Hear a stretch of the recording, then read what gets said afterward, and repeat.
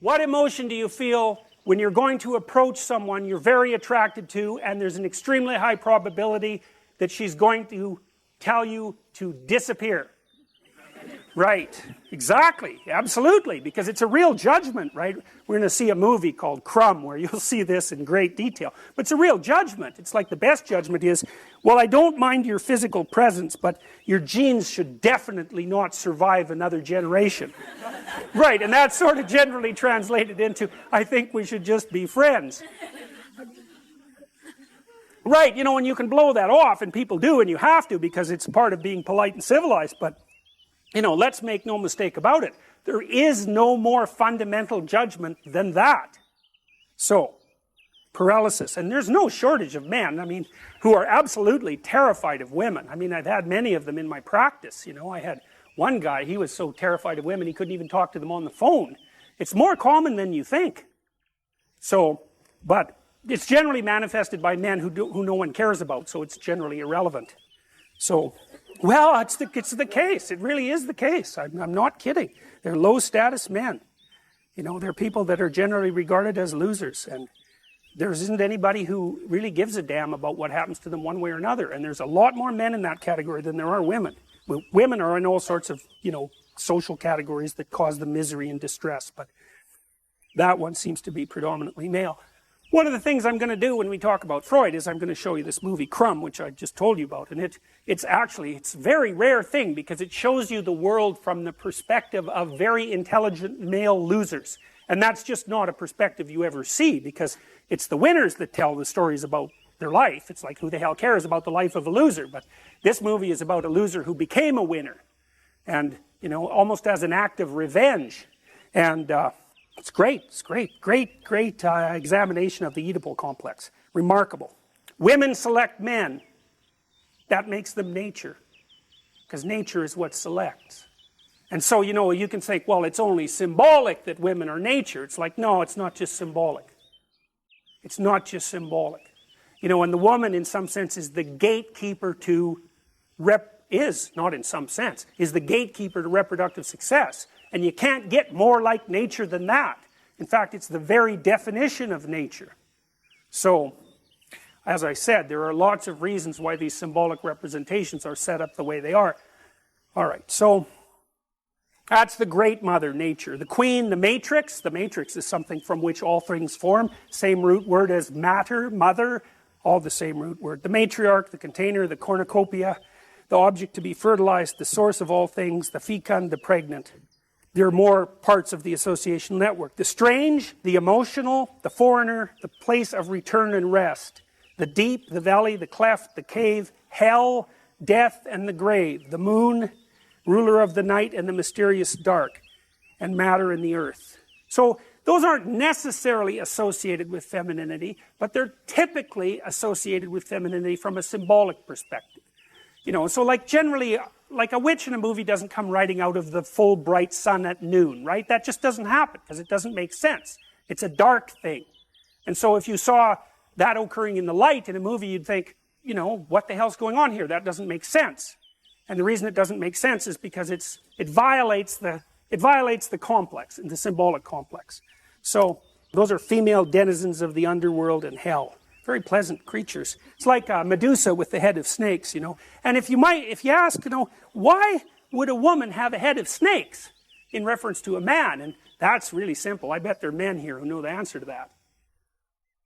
I don't know what you guys think about this, but I was pretty happy when I thought this up, and it took me a long time. So, if you think about the world in Darwinian terms, right, it's a struggle for survival and reproduction, which are basically the same thing. Survival is you, but reproduction is the survival of your genes. So it's a survival issue over very long spans of time. Okay, what do we call the selection mechanism? Right, natural selection, right? It's nature who does the selection. Okay, so let me tell you something that makes female humans different than female chimps. I mean, there's lots of things that do, but... but here's an important one.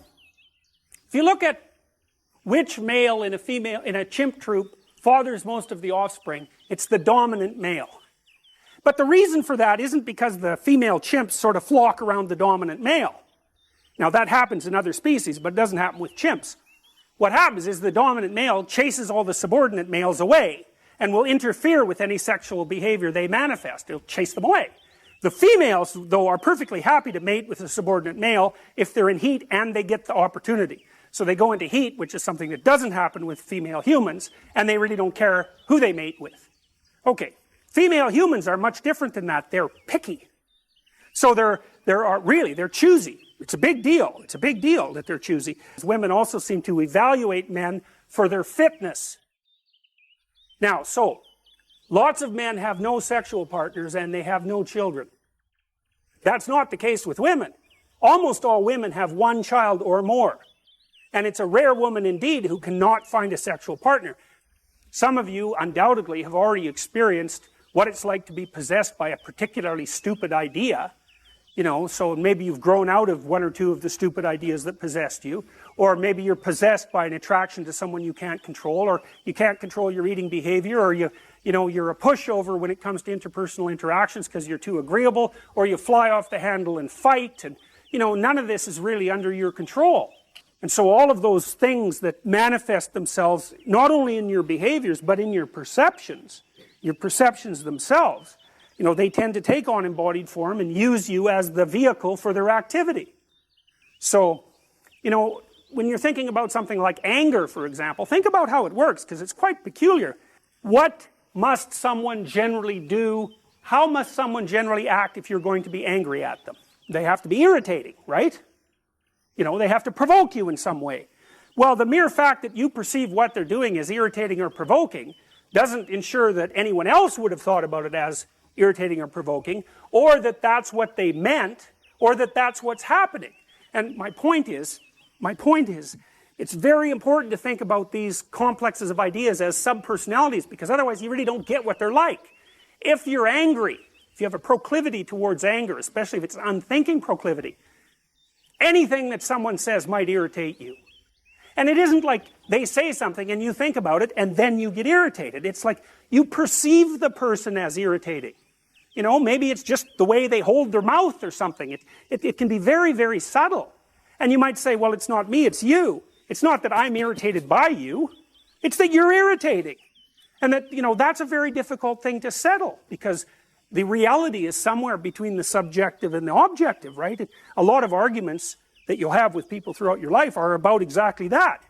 Are you irritating or am I oversensitive? It's like, well, we're going to hash that out for a good long time before we figure it out. But the point is that if you're possessed by an emotional state or a motivational state or an idea or some kind of complex, you'll see the world through its eyes. And then the facts reveal themselves to you through the lens of that particular set of ideas. So it's a very frightening idea, because, we like to think of ourselves as masters of our own house, which is completely clueless, because it's obvious if you watch yourself for like a month that you hardly ever do what you tell yourself to do, when you're liable to do all sorts of other things that you don't even want to do. Because you say, well, I'm going to go to the gym 3 times a week, and I'm not going to drink, and maybe there's this person I'm not going to associate with, and then, you don't go to the gym, and you find that person and you go out and drink with them, and you think, what the hell's going on, But you're not the sort of person that will do what you say. And so, like, what sort of person are you? Well, that's a psychoanalytic question. It's a deep one, because you're a peculiar thing.